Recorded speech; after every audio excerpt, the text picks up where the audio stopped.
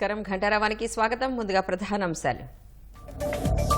పేదలకు 2 సెంట్ల జాగా ఇచ్చి పక్కా ఇళ్లు కట్టిస్తాం. జగన్ ఇచ్చిన స్థలాలను రద్దు చేయబోమన్న చంద్రబాబు.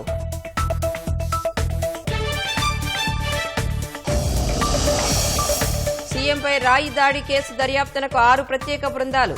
ఎన్నికల సంఘానికి విజయవాడ సిపి నివేదిక.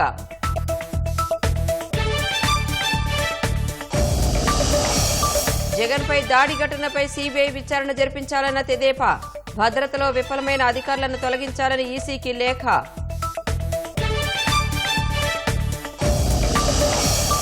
వైకాపా ఎమ్మెల్యేలు రాష్ట్రాన్ని దోచేశారన్న వైఎస్ షర్మిల. అక్రమార్కులకే జగన్ మళ్లీ టికెట్లు ఇచ్చారని ఆగ్రహం.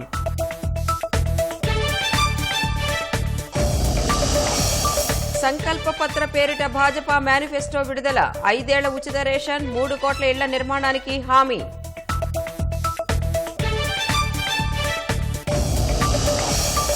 డ్రోన్లు, క్షిపణులతో ఇజ్రాయెల్పై విరుచుకుపడుతున్న ఇరాన్. దౌత్య మార్గంలో హింసను విడనాడాలని భారత్ హితవు.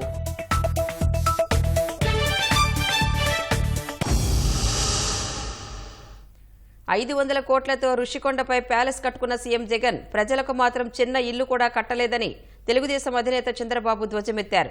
అధికారంలోకి రాగానే పేదలకు 2 సెంట్ల స్థలమిచ్చి పక్కా ఇళ్లు కట్టిస్తానని హామీ ఇచ్చారు. ప్రజాగళం కార్యక్రమంలో భాగంగా అనకాపల్లి జిల్లా పాయకరావుపేటలో నిర్వహించిన బహిరంగ సభలో చంద్రబాబు పాల్గొన్నారు.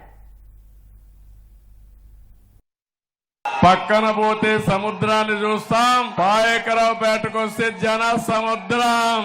ఎటు చూసినా జనాలే. ఈ పాయకరావుపేటను చూస్తే తాడేపల్లి పిల్లి గుండెలు పగిలిపోతాయి. అవునా కాదా అని మిమ్మల్ని కోరుతున్నా. ఈ రోజు ఒక పవిత్రమైన రోజు. భారత రాజ్యాంగాన్ని రాసినటువంటి వ్యక్తి నిర్మాత అంబేద్కర్ గారి జయంతి. ఆ రోజున ఒక ఎస్సీ నియోజకవర్గం రావడం నా అదృష్టంగా నేను భావిస్తున్నాను. దళిత ద్రోహి జగన్మోహన్ రెడ్డి 27 దళిత కార్యక్రమాల్ని, పథకాల్ని రద్దు చేసిన వ్యక్తి ఈ జగన్మోహన్ రెడ్డి. రిషికొండ ఆనకొండలాగా మింగేశారా లేదా అని మిమ్మల్ని అడుగుతున్నా. 500 కోట్ల రూపాయలు ప్యాలెస్ కట్టాడు విలాస పురుషుడు జగన్మోహన్ రెడ్డి. నీకిల్లు కట్టించాడా నేను అడుగుతున్నా. వచ్చిందా అని అడుగుతున్నా. మీకు ఊర్లంతా కూడా కొత్త ఊర్లే కడతా అన్నాడు. కట్టాడా? ఎంత ఇల్లది? అగ్గి పెట్టేంత. అంతేనా? పడుకోడానికి అవకాశం ఉన్న ఇంట్లో కాళ్ళు దాపుకొని పడుకుంటారా మీరు? ఆ ఇంట్లో కట్టుకున్నాక ఏమయ్యారు మీరు? ఇప్పుడు అప్పుల పాలైపోయారా లేదా? ఇల్లు పూర్తయినాయా మీకు? ఇల్లు పూర్తి కాలా, అప్పుల పాలైపోయారు. అవునా కదా తల్లి? అందుకే హామీ ఇస్తున్నా. జగన్మోహన్ రెడ్డి కట్టుకున్నది ఆయనకు ప్యాలెస్. మా పేదవాళ్ళకు ఇళ్లు కట్టించే బాధ్యత మేము తీసుకుంటామని మీ అందరికి హామీ ఇస్తున్నా. వీళ్ళు చెప్తున్నారు ఇంటి జాగా క్యాన్సిల్ చేస్తారని. చేయను. అక్కడే ఇండ్లు కట్టిస్తా. ఇంటి జాగా రాని వారికి 2 సెంట్లు ఇచ్చి బ్రహ్మాండమైన ఇండ్లు, అప్పుల పాలు కాకుండా ఆస్తిని నిర్మాణం చేసే బాధ్యత నాది. ఆర్టీసీ బస్సుల్లో ఉచిత ప్రయాణ సౌకర్యం ఏర్పాటు చేస్తారని మా ఆడబిడ్డలకు హామీ ఇస్తున్నా. ఇవి చేసి ఈ ఆడబిడ్డల్ని నారీ శక్తిలో ఒక ప్రోగ్రాం ఇచ్చారు. లక్షాధికారులు చేస్తామని నేను ఎప్పుడో డాక్రా సంఘాలు పెట్టా. ఇప్పుడు హామీ ఇస్తున్నా. ఇంటి తాళాలు, బీరువా తాళాలు మా ఆడబిడ్డలకు ఇస్తా. ఆర్థిక శక్తిగా తయారు చేస్తా. దేశానికి, ప్రపంచానికి ఆదర్శంగా నా తెలుగు ఆడబిడ్డల్ని తయారు చేస్తానని నేను మీ అందరికీ హామీ ఇస్తున్నా. ఆటో డ్రైవర్లు తొందరలో వస్తున్నా మీ దగ్గరికి. కొత్త పాలసీ తీసుకొస్తాను. మా ఆడబిడ్డలకు ఉచిత ప్రయాణం ఏర్పాటు చేశాను కాబట్టి దానికి సమానమైన ప్యాకేజీ మా ఆటో డ్రైవర్లకు ఇవ్వాలి. ఇస్తానని హామీ ఇస్తున్నా. ఏం చేయాలో చేసి చూపిస్తానని మా ఆటో డ్రైవర్లందరికీ హామీ ఇస్తున్నా. బస్సు యాత్రలో సీఎం జగన్పై రాయి దాడి ఘటనపై కేంద్ర ఎన్నికల సంఘం ఆరా తీసింది. ఘటన వివరాలు ఇవ్వాలని సీఈఓ మీనాను ఆదేశించింది. వీఐపీల భద్రతలో వరుస వైఫల్యాలు ఎందుకు తలెత్తుతున్నాయని అనుమానం వ్యక్తం చేసింది. ఘటనపై విజయవాడ సిపి నుంచి సమగ్ర నివేదిక పంపాలని ఆదేశాలిచ్చింది. ముఖ్యమంత్రి జగన్ ఎన్నికల ప్రచారంలో రాయిదాడి ఘటనపై కేంద్ర ఎన్నికల సంఘం ఆరా తీసింది. ఆంధ్రప్రదేశ్లోని వీఐపీల భద్రతలో వరుస వైఫల్యాలు జరుగుతున్న తీరుపై ఈసీఐ అనుమానాలు వ్యక్తం చేసింది. చిలకలూరుపేట ప్రధాని సభ, తాజాగా సీఎం రోడ్ షోలో భద్రతా వైఫల్యాలేంటని ఈసీ ప్రశ్నించింది. ముఖ్యమంత్రి గాయపడిన ఘటనపై విజయవాడ సిపి నుంచి సమగ్ర నివేదిక తీసుకోవాలని సీఈఓ మీనాను ఆదేశించింది. దీనిపై ఏపీలోనే ఉన్న ఎన్నికల ప్రత్యేక పరిశీలకుడు దీపక్ మిశ్రా నుంచి కూడా ఈసీ నివేదిక కోరినట్లు తెలుస్తోంది. సీఎంపై దాడి జరగడంతో ఎక్కడా రాజకీయ హింసాత్మక ఘటనలు జరగకుండా జాగ్రత్తలు తీసుకోవాలని ఏపీ ఎన్నికల పోలీసు నోడల్ అధికారికి సూచనలు చేసింది. ప్రధాని సభలో భద్రతా వైఫల్యంపై ఐజీ పాలరాజు, పల్నాడు జిల్లా ఎస్పీ రవిశంకర్ రెడ్డిపై ఇప్పటికే ఈసీ బదిలీ వేటు వేసింది. ఎన్నికల్లో ఎలాంటి హింసాత్మక ఘటనలు జరగకుండా చూడాలని ఈసీ ఆదేశించినా ఏపీ పోలీసుల తీరు మారకపోవడంపై ఈసీ ఆగ్రహం వ్యక్తం చేసినట్లు తెలుస్తోంది. మరోవైపు సీఎం జగన్ రోడ్ షోలో భద్రతా వైఫల్యాలపై విజయవాడ సిపి సహా ఇంకొందరు అధికారులపై చర్యలు తీసుకునే అవకాశం ఉన్నట్లు సమాచారం.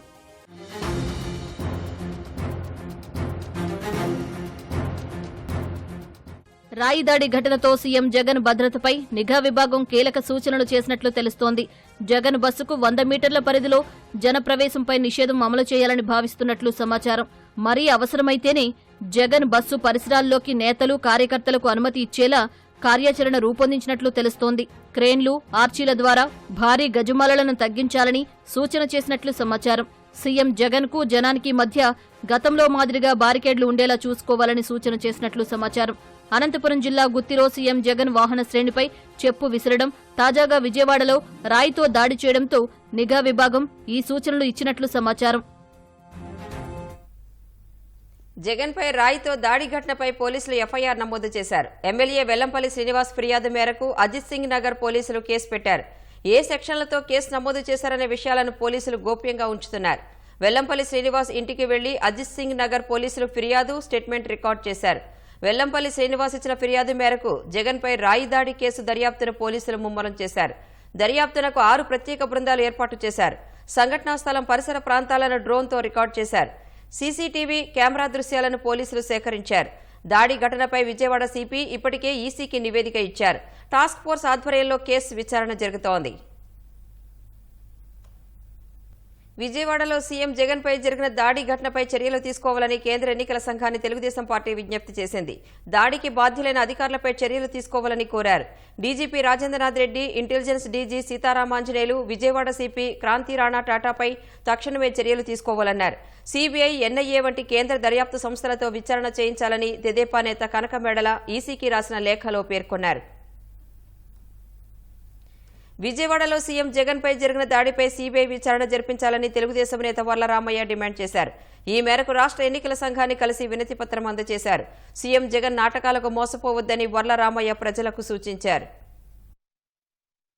జగన్మోహన్ రెడ్డికి అర్థమైంది తాను అధికారాన్ని కోల్పోబోతున్నారని. అందుకని ఏదో రకంగా తన అధికారాన్ని నిలబెట్టుకోవటం కోసం తన మీద ఎవరో రాయి వేసి తనను చంపాలని, తన మీద హత్యా ప్రయత్నం జరిగిందని ఒక స్టేజ్ మేనేజ్డ్ డ్రామా చేశాడు. ఎవరైనా ఒక చిన్న గులకరాయితోటి మనిషిని, అందులో ముఖ్యమంత్రి లాంటి మనిషిని హత్య చేయాలని ప్రయత్నం చేస్తాడండి. అది కాకుండా 4 రోజుల ముందు అవుతు శ్రీధర్ రెడ్డి అని ఒక సంఘ విద్రోహ శక్తి జడ్జీలను తిట్టిన కేసులో 90 రోజులు జైల్లో ఉన్నాడు.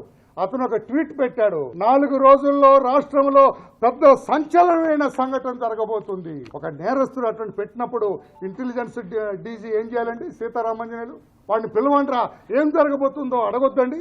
ఇంటెలిజెన్స్ కళ్ళు తెరిచి జాగ్రత్తగా చేస్తే ఇది జరిగేది కాదు. అందుకని ఇది ప్రీ ప్లాన్డ్ డ్రామాని ముందే తెలిసింది కనుక ఈ డ్రామా బయటకు రావాలంటే సిబిఐ దర్యాప్తు జరగాలని మేము డిమాండ్ చేస్తున్నాం. ముఖ్యమంత్రి జగన్పై రాయి దాడి ఘటనంతా బోటకమని తెలుగుదేశం నాయకులు కొట్టిపారేశారు. ఎన్నికల ముందు ఇలాంటివి చేయడం వైకాపాకు, జగన్కు మామూలేనని విమర్శించారు. కోడికత్తి నాటకంలో ఓ ఎస్సీ యువకుడిని బలి చేశారని, ఈసారి ఎవరిని బలి చేస్తారోనని ఆక్షేపించారు. కోడికత్తి డ్రామా ఒకసారి గుర్తు తెచ్చుకోండి. ఒక దళిత యువకుడిని 5 సంవత్సరాలు జైల్లో పెట్టారు. ఇతనంతటి ఇతను చేపించుకున్న గాయం. మరి ఈ రోజు ఎవరిని బలి చేయబోతా ఉన్నారో అర్థం కావట్లా ఈ కేసుల్లో. నువ్వు సీఎం, ఈ రాష్ట్రానికి భద్రత కల్పించాల్సిన వాడు, నీకు భద్రత లేదంటే నీ చేతగాంతనం. నువ్వు చేపించుకున్నావు ఇది. ఎన్నికల ముందు 6 నెలల ముందు కోడికత్తి డ్రామా ఆడావు. కరెక్ట్ గా నెల రోజుల్లో ఎన్నికలు ఉన్నాయనగా బాబాయ్ హత్య, కరెంటు తీసి నాటకాలు వేసి ఆ సెక్యూరిటీ గా పెట్టాల్సినటువంటి గార్డ్స్ ఏం పెట్టకుండా నీకు కావాలని వదిలేయటం. నీ సెక్యూరిటీ వాళ్ళు అడ్డం నిలబడాల్సిన వాళ్ళు మోకాళ్ళ మీద కూర్చున్నారు. ఐపాక్ ఆధ్వర్యంలో ఫేక్ ముఠా తయారైంది. డ్రామాలు రచిస్తా ఉన్నారు, వాళ్ళు స్క్రిప్ట్ తయారు చేస్తా ఉన్నారు, వదులుతా ఉన్నారు. మా మీద పెడతా ఉన్నారు వాళ్ళు. ఖచ్చితంగా ఇది నీ కుట్రే. ముఖ్యమంత్రి గారు గాయం అయితే ఆయనంతటికి ఆయన టవల్తో కర్చీఫ్ తో తుడుచుకోవటం ఏంటండి? ముఖ్యమంత్రి గారు కర్చీఫ్ తో తుడుచుకోవాలి, ఆ రక్తపు మరకలను అట్లా ఆ కెమెరా కనపడేటట్టు చూపించాలి. అది ప్రపంచం మొత్తం చూసి అయ్యో రాష్ట్ర ముఖ్యమంత్రి గారికి ఇట్లా జరిగిందా అని చెప్పి సానుభూతి కొట్టేయాలి. ముఖ్యమంత్రి గారు కాన్వాయ్లో అంబులెన్స్ ఉన్నప్పుడు ఇమ్మీడియట్ గా ఆయన బస్సు దింపి అంబులెన్స్ లో కూర్చోబెట్టి ఆయన హాస్పిటల్ కి తీసుకెళ్లకుండా మళ్ళీ బస్సులోనే ఫ్రంట్ సీట్ లో కూర్చోబెట్టి ఆయనకి ఏదో ఒక ప్లాస్టర్ వేయటం, మళ్ళీ దాన్ని లైవ్ విజువల్స్ పెట్టడం, ఆ రకంగా ఎందుకు చేయవలసి వచ్చింది? అంబులెన్స్ ని ఎందుకు మీరు ఉపయోగించుకోలేకపోయారో దీనికి జవాబు చెప్పండి. అసలు ముఖ్యమంత్రి గారి పర్యటనల్లో మీరు మీడియాని ఎందుకు అలౌ చేయట్లేదండి? అంటే ఇటువంటి డ్రామాలన్నీ బయటపడతాయనా? కరెక్ట్ గా 7 గంటలకి స్కెచ్ ప్రకారం కరెంట్ ఆఫ్ అయిపోతుంది. ఎగిరే డ్రోన్లు దిగిపోతాయి కిందకి. ఇది కూడా ఒక డ్రామా. దీంట్లో పోలీస్ పాత్ర కూడా ఉంది ఈ డ్రామాలో. నిన్న 8 గంటల 15 నిమిషాలకి ఆంధ్ర రాష్ట్రంలో వాలంటీర్లకి ఈ ఇన్ఫర్మేషన్ ఎలా వెళ్ళింది? వాలంటీర్లు ఇంటింటికి వెళ్లి జగన్ మీద హత్యా ప్రయత్నం చేశారు, టీవీలు చూడండి అని ఎప్పుడు ఎందుకు చెప్పాల్సి వచ్చిందని కూడా తెలుగుదేశం పార్టీ ఈరోజు ప్రశ్నిస్తుంది. ఎలక్షన్ లోపల వైఎస్ షర్మిలారెడ్డి, వైఎస్ సునీతారెడ్డి, భాస్కర్ రెడ్డి మీద కూడా హత్యా ప్రయత్నం జరగచ్చు. వైకాపా ఎమ్మెల్యేలు అధికారాన్ని అక్రమార్జనకు ఉపయోగించుకుంటున్నారని పీసీసీ అధ్యక్షురాలు షర్మిల దుయ్యబట్టారు. న్యాయయాత్రలో భాగంగా తిరుపతి జిల్లా శ్రీకాళహస్తిలో ఆమె పర్యటించారు. స్థానిక వైకాపా ఎమ్మెల్యే మధుసూదన్ రెడ్డిపై ధ్వజమెత్తారు. జగన్ పాలనలో యువతకు ఉపాధి లేకుండా పోయిందని షర్మిల ఆవేదన వ్యక్తం చేశారు. 5 సంవత్సరాలైంది. మీ ఎమ్మెల్యే ఎలా ఉన్నాడన్నా మధుసూదన్ రెడ్డి? ఏదైనా పనులు చేసి పెడుతున్నాడా? ప్రజల మనిషా? పొద్దున ఎవరినో అడిగాను ఎలా ఉన్నాడన్నా ఎమ్మెల్యే అని. వసూళ్ల రాజా అట కదా, అవునా? వసూళ్ల రాజా అట కదా మీ ఎమ్మెల్యే. ఒక్క పని చేయడమ్మా, మొత్తం చెరువులన్నీ దోచేసుకున్నాడట. ఇసుక మాఫియా, మట్టి మాఫియా, చెరువులు ఖాళీ చేసేసాడట కదా. అది మీరు ఓట్లేస్తే గెలిపించిన దానికి ఏం చేశారయ్యా అంటే, చెరువులు ఖాళీ చేశాం, ఇసుక మాఫియా, మట్టి మాఫియా చేశాం, కబ్జాల రాజాగా తయారయ్యాం, ఎక్కడ ఏ భూమి కాజేయాలా అనేదే ఇదే వేటలో ఉన్నాం. రాజీవ్ సాగర్ ఆఖరికి పేద వాళ్ళకిచ్చిన భూమిని కూడా వదలలేదట మీ ఎమ్మెల్యే. ఇక ఎవరైనా కూడా వాళ్లకు ట్యాక్స్ కట్టాలట, ఎమ్మెల్యే ట్యాక్స్, లేకపోతే ఏ పరిశ్రమను బతకనివ్వడట. ఈయన దెబ్బకు పరిశ్రమలు మూసుకొని వెళ్ళిపోతున్నారట కదా. మీరు ఓట్లేసి గెలిపిస్తే అధికారాన్ని సొమ్ము చేసుకోవడానికి వాడుకుంటున్నారు. ఇక బిడ్డలకు ఉద్యోగాలు ఉన్నాయమ్మా? ఉద్యోగాలు వస్తున్నాయా? రాజశేఖర రెడ్డి గారు ఉన్నప్పుడు బ్రహ్మాండంగా చేశాడు, మెగా డిఎస్సీలు ఇచ్చాడు. జగన్మోహన్ రెడ్డి గారు ఏం చెప్పారు? ఎన్నికల మేనిఫెస్టోలో 2,30,000 ఉద్యోగాలు ఖాళీగా ఉన్నాయి, అన్ని భర్తీ చేస్తానని చెప్పాడు జగన్మోహన్ రెడ్డి గారు. చేశాడా? ఈ రోజు వరకు కూడా 2,25,000 ఉద్యోగాలు ప్రభుత్వ శాఖల్లో అలాగే ఖాళీగా ఉన్నాయి. కనీసం కుంభకర్ణుడైనా 6 నెలలు నిద్రపోతాడు, 6 నెలలు లేస్తాడు. మరి ముఖ్యమంత్రి జగన్మోహన్ రెడ్డి గారు ఏం చేశారు? 4.5 సంవత్సరాలు నిద్రపోయారు. నిద్ర లేచి హడావిడిగా ఇప్పుడు దగా డిఎస్సి అని ఒక 6,000 ఉద్యోగాలకు నోటిఫికేషన్లు ఇచ్చారు. ఇంత ఆలస్యంగా ఎలక్షన్లకు 2 నెలల ముందర నోటిఫికేషన్లు ఇస్తే ఆ నోటిఫికేషన్లకు విలువేముంది? ఆ పరీక్షలు ఎప్పుడు కావాలి? మన బిడ్డలకు ఉద్యోగాలు ఎప్పుడు రావాలి? ఇదేమైనా అయ్యేదా? సచ్చేదా? 23,000 టీచర్ ఉద్యోగాలు ఖాళీగా ఉంటే ఆ రోజు జగన్మోహన్ రెడ్డి గారు చంద్రబాబు గారిని తిట్టారు. 7,000కే ఎందుకు ఇస్తున్నావు చంద్రబాబు గారు, సిగ్గులేదా అన్నారు. మరి అదే 23,000 ఉద్యోగాలు ఇప్పుడు ఖాళీగా ఉన్నాయి. మెగా డిఎస్సీ వేస్తానన్న జగన్మోహన్ రెడ్డి గారు ఇప్పుడు దగా డిఎస్సీతో 6,000 ఉద్యోగాలకు దగా డిఎస్సీ వేశారు. ఇది మోసం కాకపోతే, ఇది దగా కాకపోతే మరి ఏమిటి అని అడుగుతున్నాం. అందుకే మళ్ళీ మళ్ళీ మోసం చేసే వాళ్లకు ఓట్లు వేయడానికి వీల్లేదు.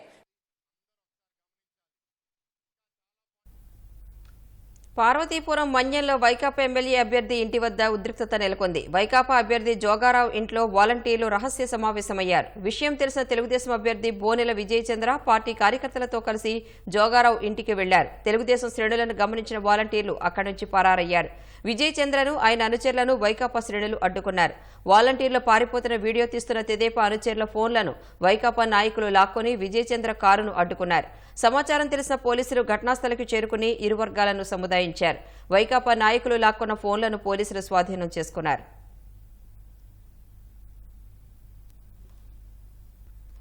గాజువాకలో తెలుగుదేశం చేపట్టిన ప్రజాగళ సభను ప్రత్యక్ష ప్రసారం ద్వారా చూద్దాం.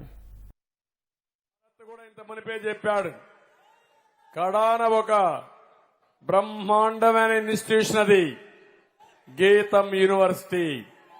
రాష్ట్రంలోని ప్రతి ఒక్కరూ మెచ్చుకున్న యూనివర్సిటీ. ఇక్కడ చదువుకొని దేశ విదేశాల్లో ఉద్యోగాలు చేస్తున్నారు.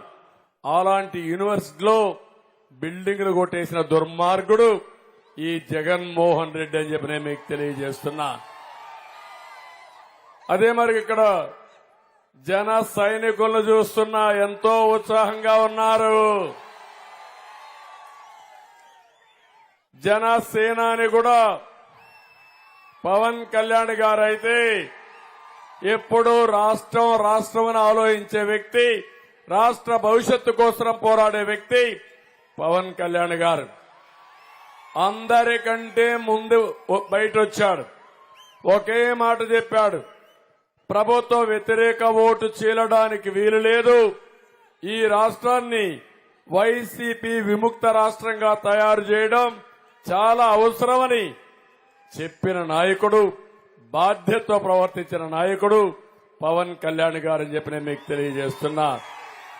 ఆ పార్టీ ప్రతినిధి అయిన కోన తాతారావు గారు, ఇక్కడున్న జన సైనికులను చూస్తున్నా నేను. జన సైనికులు చాలా ఉత్సాహంగా ఉన్నారు. అలాంటి జన సైనికులందరినీ మరొక్కసారి అభినందిస్తున్నా. ఇంకొక పక్క బీజేపీ, ఇక్కడే నరసింహరావు గారు ఉన్నారు. ముందరంతా బీజేపీ కార్యకర్తలు, నాయకులున్నారు.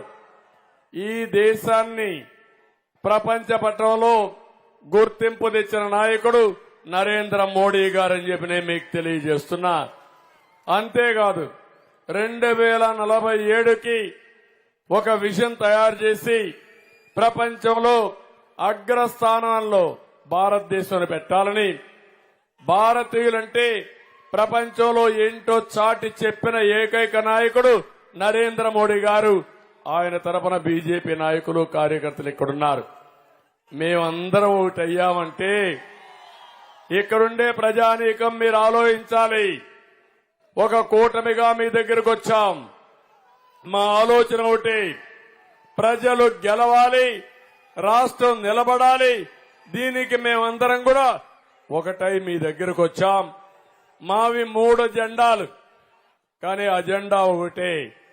ఆ అజెండా సంక్షేమం, అభివృద్ధి, ప్రజాస్వామ్య పరిరక్షణ ధ్యేయంగా మేము మీ ముందరకు వచ్చామని చెప్పి కూడా నేను మీకు తెలియజేస్తున్నా.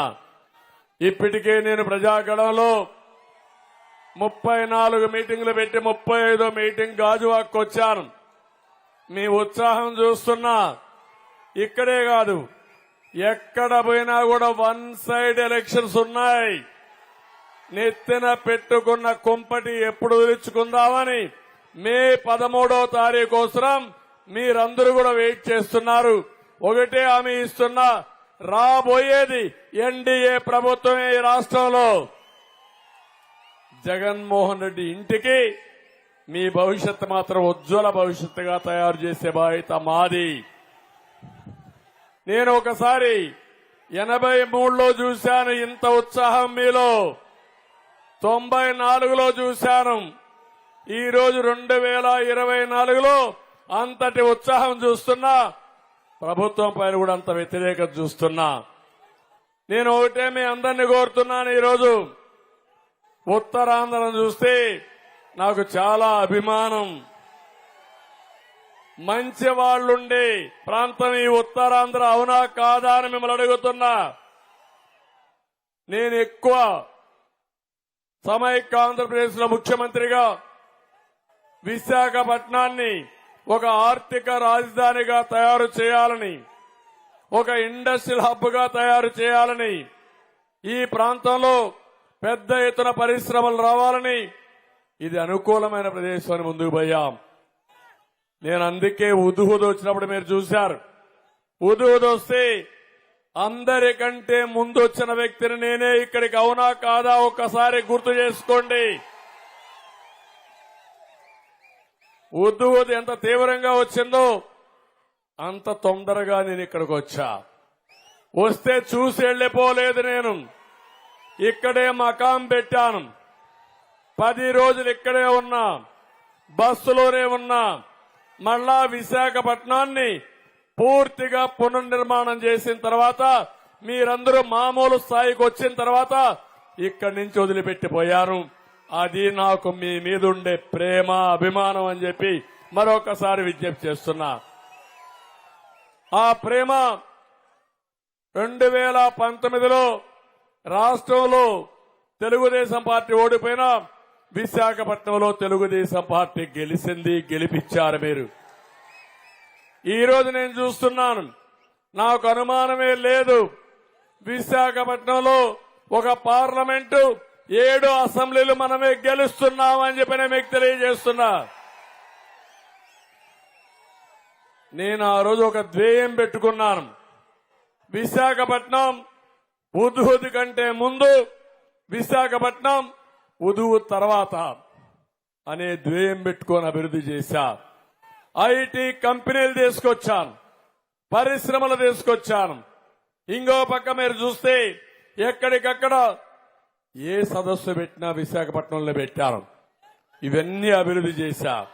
ఈ రోజు నేను అడుగుతున్నా, ఇక్కడ మీరు చూస్తే ఒక టూరిజం హబ్ గా, ఒక ఐటీ హబ్ గా, ఒక పరిశ్రమల కేంద్రంగా అనేక కార్యక్రమాలు చేసి, ఇప్పుడే భరత్ గారు చెప్పినప్పుడు మెడ్టెక్ జోన్ ఇక్కడనే పెట్టాను. 200 ఎకరాలు ఇచ్చాను. కనీసం 10,000, 15,000 మంది అక్కడ పనిచేసే పరిస్థితికి వచ్చారు. ఏదైనా సరే మెడికల్ ఎక్విప్మెంట్ మొత్తం మ్యానుఫ్యాక్చర్ చేయడానికి దేశంలోనే మొట్టమొదటిసారిగా మెడ్టెక్ పార్క్ తీసుకొచ్చాం. అది బ్రహ్మాండంగా రాణిస్తా ఉంది. అలాంటి కార్యక్రమాలు చేసి ఇక్కడ ఏదైతే ఐఐఎం తీసుకొచ్చాం, కొన్ని యూనివర్సిటీ తీసుకొచ్చాం, పెద్ద ఎత్తున ఇవన్నీ అభివృద్ధి చేశామని చెప్పి కూడా నేను మీకు తెలియజేస్తున్నా. నేను ఈ రోజు మిమ్మల్ని అందరినీ ఒకటే కోరుతున్నా, ఒకప్పుడు పరిశ్రమల కేంద్రంగా విశాఖపట్నాన్ని చేశాం. ఏం తమ్ముళ్ళు, ఇప్పుడు విశాఖపట్నం గంజాయి కేంద్రంగా తయారు చేసే పరిస్థితికి వచ్చారు. అవునా కాదా అని అడుగుతున్నాను. మొన్ననే మీరు చూశారు, విశాఖపట్నం పోర్టు ద్వారా 25,000 కేజీల డ్రగ్స్ ఇంపోర్ట్ చేస్తా ఉంటే పట్టుబడ్డారు. నేను అడుగుతున్నా, ప్రభుత్వ సహకారం లేకపోతే ఎవరికైనా ధైర్యం ఉంటుందా అని మిమ్మల్ని అడుగుతున్నా. ఎవరన్నా చేయగలుగుతాడా అని మిమ్మల్ని అడుగుతున్నా. ఈ రాష్ట్ర ప్రభుత్వం దీంట్లో దోషం అవునా కాదా అని మిమ్మల్ని అడుగుతున్నా. ఒక చిన్న ఉదాహరణ చెప్తున్నా మా ఆడబిడ్డలందరికీ, మా తమ్ముళ్ళకు కూడా, కుటుంబ పెద్దలందరికీ. మొన్న మా సెక్యూరిటీ సిబ్బంది ఒక అతను వచ్చి నాకు చెప్పాడు, ఒక స్టోరీ ఒకటి చెప్పాడు.